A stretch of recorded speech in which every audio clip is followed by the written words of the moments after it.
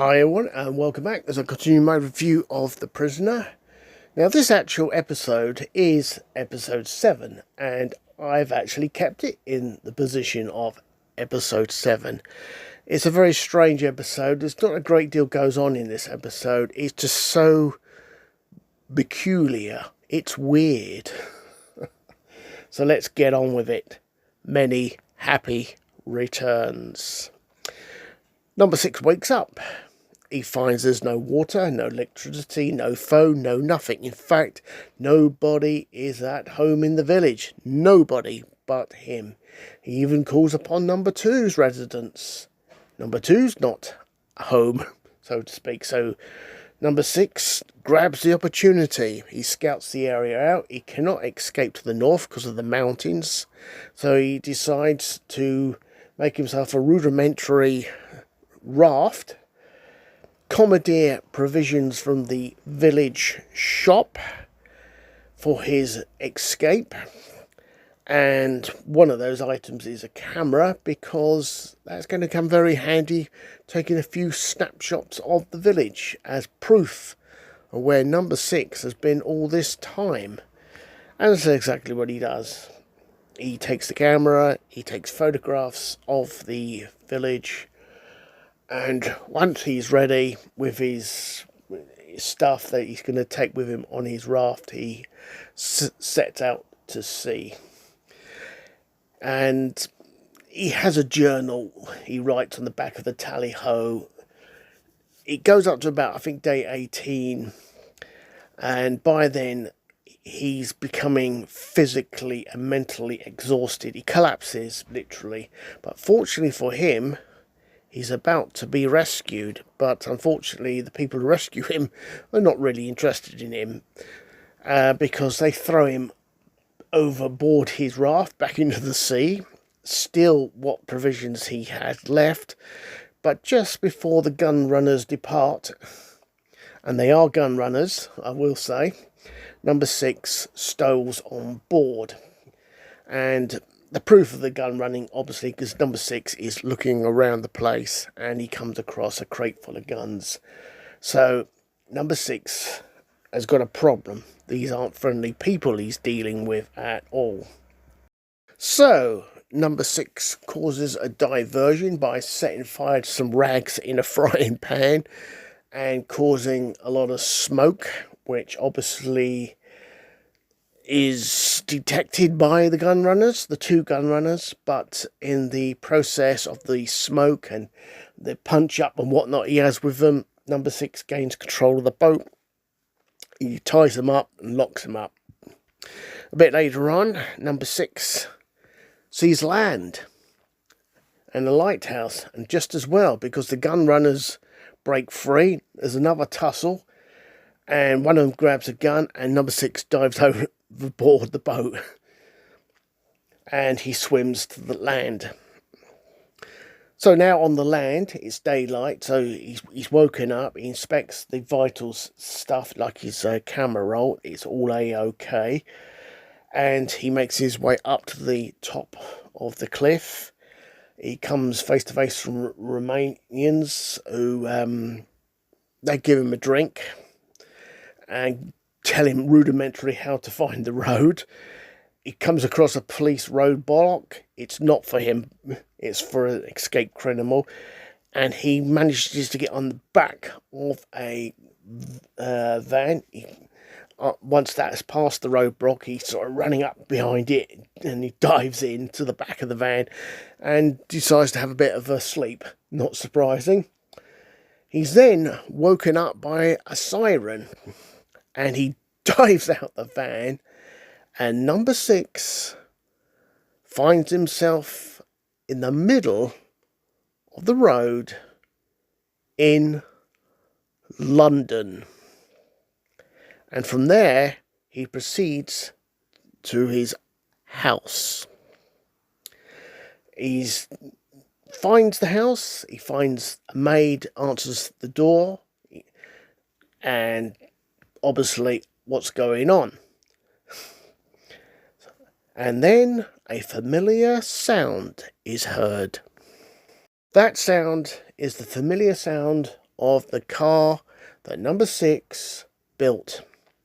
And he confronts the driver of the car, a lady, and at the door, and he says to her, "I know every nut and bolt of that car. This and that, blah blah blah." And she's intrigued by him and invites number 6 inside her house, which was his house.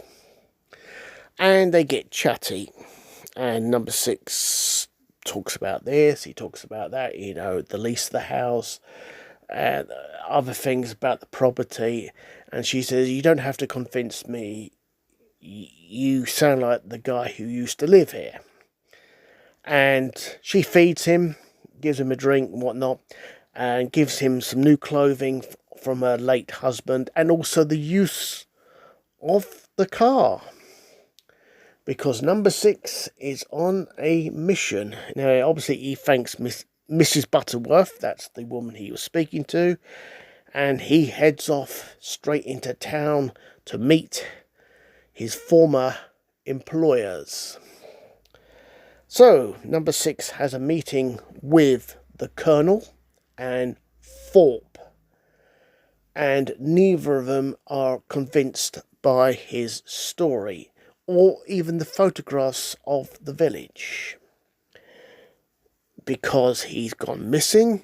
He comes back and he spins this incredible yarn about the village. Number 2, the credit system they have there, this and that, and they don't know if he's telling the truth or not. As far as they're concerned, he could very well defect to the other side.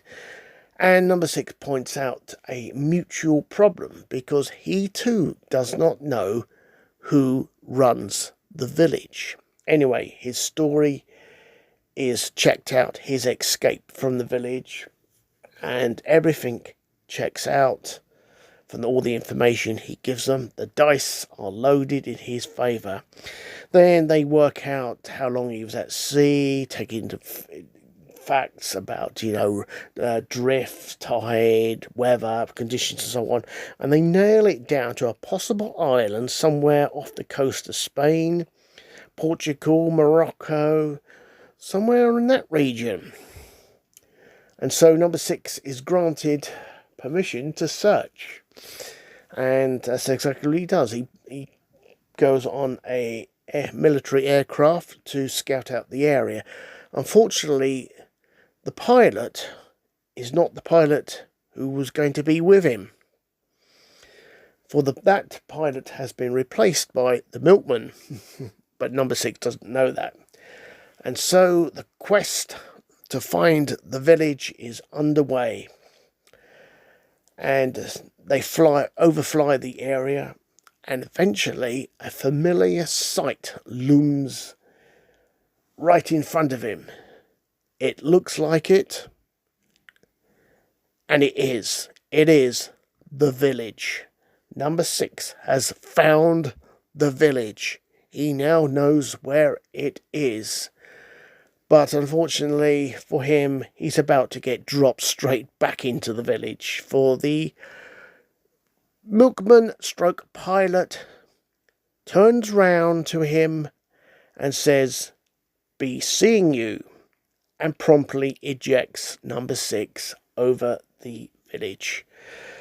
So number 6 lands his parachute on the beach, makes his way to his house. The whole place is still deserted. It is nobody about. He goes inside, and suddenly the water comes back on, the electricity comes back on, everything's starting to work again.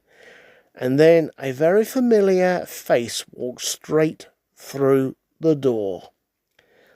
The face of Mrs. Butterworth, who turns out to be number 2, bringing a birthday cake to number 6.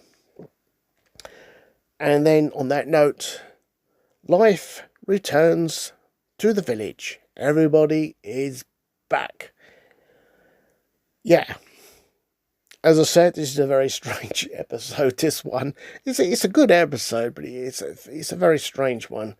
So, without further ado, let's move on to my final thoughts. Okay, right. Now, first of all, Many Happy Returns is quite a refreshing episode that we don't have an episode in the village in the terms of the whole episode set in the village. Only part of it was in the village. So that was quite refreshing, that aspect. So why the elaborate planning by the village authorities to allow number 6 to escape? Why go to such incredible lengths that, everybody's disappeared? Everybody's disappeared and everything's been switched off, and number 6 is the only one left in the village. That really is weird. It doesn't make sense. Not only for when he escapes, but when he returns. Because it's empty when he returns. And then suddenly everybody pops up right at the end. It's weird. It doesn't really make much sense, that. I don't know what to say. So obviously, if that was the plan, to literally allow number 6 a free hand to escape, to report back to his former masters, obviously because they want to know why he resigned. Well, they didn't get that, did they? With the conversation number 6 had with the Colonel and Thorpe, they didn't get that. Number 6 was more interested in the location of the village. So yeah, it's really weird. I don't know what to make of this one. It's so strange. So yes, if that was the case, to give number 6 that free hand to escape, with this very elaborate plan to get him to talk why he resigned, it didn't work. It didn't work at all. Yeah, it's really weird. Did Thorpe and the Colonel know about the replacement pilot, the milkman, who took the place of the actual pilot number 6 was going to be on the plane? We don't know. That's another mystery. We don't know.